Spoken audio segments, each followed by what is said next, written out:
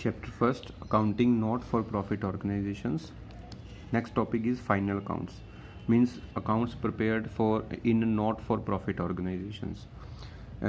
ਇਹ ਆਪਾਂ ਕਰਿਆ ਲਾਸਟ ਵੀਡੀਓ 'ਚ ਕਿ ਫਿਰ ਵੀ ਅਗਰ ਇਹਨਾਂ ਦਾ ਮੋਟਿਵ ਪ੍ਰੋਫਿਟ ਅਰਨ ਕਰਨਾ ਨਹੀਂ ਹੁੰਦਾ ਤਾਂ ਵੀ ਉਹਨਾਂ ਨੂੰ ਰਿਕਾਰਡ ਮੇਕਿੰਗ ਤਾਂ ਕਰਨੀ ਪੈਂਦੀ ਹੈ, ਠੀਕ ਹੈ। Most of the transaction of non-profit organizations are cash transaction, therefore they need not maintain many books of accounts. ज़्यादातर transactions जिन्हां दियां cash होंदियां have to maintain. However, they do not maintain a cash and minimum number of such other books which may be required to fulfill the requirement of the organization. Means ਉਹਨਾਂ ਨੂੰ cash book ਜਾਂ ਹੋਰ ਕਾਫੀ ਤਰ੍ਹਾਂ ਦੀਆਂ books ਨਹੀਂ ਬਣਾਉਣੀਆਂ ਪੈਂਦੀਆਂ। Non profit organisation maintain proper books of account in order to supply to the members, donors, government and necessary information as regard cash and bank balance. Summary of their expenses and income and the financial position as well. मतलब उन्होंने ऐसी books बनानी पैंदियां जिथे तो cash और bank का balance देख सकन, अपने एक्सपेंसिस की तो इनकम की समरी पता लग जाए उन्होंने, तो फाइनैशियल पोजीशन पता लग जाए। किन्हां वास्ते बनाते हैं? मैंबरस नूं इंफॉर्मेशन देने लई, डोनर्स नूं इंफॉर्मेशन देने लई, या गवर्नमेंट एजेंसी नूं इंफॉर्मेशन देने लई। तीन तरह के वो फाइनल अकाउंट दे विच प्रिपेयर करते हैं नॉन ट्रेडिंग और कंसर्न जिहड़ियां हैगियां। First receipt and payment account, second income and expenditure account, third balance sheet. Receipt and payment account is just like cash book, income and expenditure account is just like profit and loss account, तो balance sheet is just like balance sheet. तो first receipt and payment account, meaning it is usual for club and society to record receipt and payment of money in cash book at the end of society's financial year. The entries in the cash book are summarized and the summaries entered in a receipt and payment account. मतलब एक cash book को maintain करते हैं, जिन्नियां भी entry होंदियां उन्हां दी summary prepare करके एक रिसिप्ट एंड पेमेंट अकाउंट दे विच ਉਹ ਤਿਆਰ कर ਲੈਂਦੇ हैं। इस analysis form of cash book facilitate its preparation. The receipt and payment account disclose the cash balance at the beginning of the year, total receipt and payment of cash during the year, and balance of cash in hand at the end of the year. क्या show करता है? Cash और bank का opening balance, जो total receipts हुई वो, जो सारे साल च पेमेंट्स हुई वो, और at the end of the year cash और बैंक का जो अपने को क्लोजिंग बैलेंस होंदा है वो भी। रिसिप्ट एंड पेमेंट अकाउंट की एक मेन चीज़ क्या भी ये हर एक साल की रिसिप्ट और हर साल की पेमेंट को रिकॉर्ड करता है, ठीक है। फीचर्स क्या है? It is a summary of cash book, all receipts are shown on the debit side and all payments are shown on the credit side. Cash book की समरी है, जो भी रिसीव हो गया वो डेबिट साइड से, जो भी पे हो गया वो क्रेडिट साइड से। ओपनिंग बैलेंस ऑफ कैश तो स्टार्ट होता है तो क्लोजिंग बैलेंस से जाके खत्म होता है, ठीक है। ਇਹਦੇ 'ਚ ਹੁਣ कैश और बैंक वाली ट्रांजैक्शन एक सिंगल कॉलम 'ਚ होनी है, इसी करके लास्ट लिखा है contra entries between cash and banks are eliminated. इसमें कॉन्ट्रा एंट्री नहीं होती। It is not a part of double entry system of book keeping, it is just a summary of cash book. ये cash book की summary है, double entry system का part नहीं है। Means double entry system every debit has a credit और every credit has a debit, वो वाला system follow नहीं करता। It records both revenue and capital nature item, मतलब रेवेन्यू रिसिप्ट तो कैपिटल रिसिप्ट और रेवेन्यू पेमेंट तो कैपिटल पेमेंट दोनों तरह की चीज़ों को यह रिकॉर्ड करता है। मीनस सिंपल मीनिंग ये है भी वो चाहे करंट ईयर की रिसिप्ट हो या पेमेंट हो या प्रीवियस ईयर की हो या नैक्सट ईयर की हो, अगर वो रिसिप्ट है तो वो रिकॉर्ड होगी, अगर वो पेमेंट है तो भी रिकॉर्ड होगी। Usually it begins with A debit balance which represent cash in hand and balance at bank. However, in case of bank overdraft, the account may show a credit balance. अगर cash in hand है तो cash at bank है तो debit balance होगा। कभी कभी bank overdraft balance भी होंगे तो बैंक का क्रेडिट बैलेंस भी आ जाता है। It records only actual amount received और paid during the year. Expense outstanding income due but not received means non cash items record नहीं होंदियां। This account record the cash received and cash paid during the current year whether related to previous year, current year, next year. आप कर लेना भी किसी भी year ना related हो सकता है, इस रिकॉर्ड किया जाऊगा। It does not disclose any surplus और डेफिसिट। सरप्लस डेफिसिट इस अकाउंट च पता नहीं करता। कोई भी एडजस्टमेंट्स ये नहीं कीतियां जांदियां। एडवांटेजेस क्या है?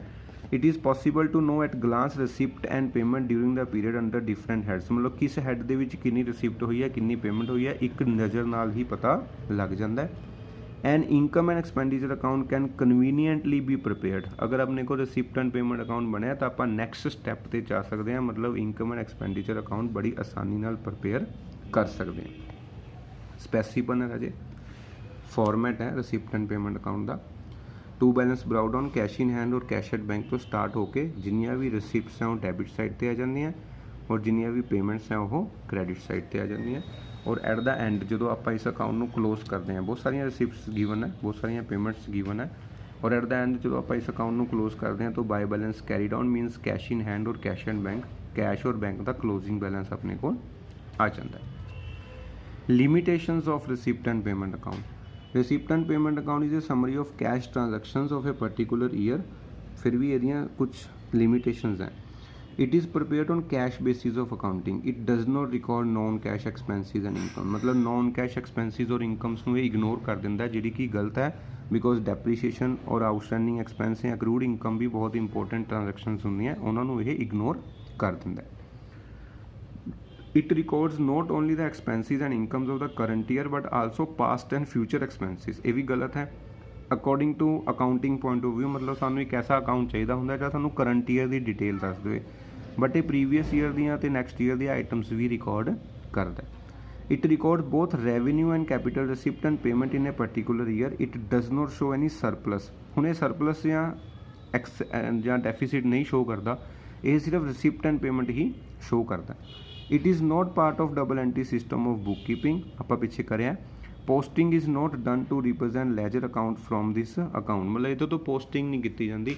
इस एक ट्रांजैक्शन का सिर्फ एक आस्पैक्ट ही रिकॉर्ड किया जाता है, दूसरा आस्पैक्ट रिकॉर्ड नहीं किया जाता। Balance sheet can not be prepared. Receipt and payment account देख के आप बैलेंस शीट प्रिपेयर नहीं कर सकते। In view of the above limitation of receipt and payment account it has got very limited scope.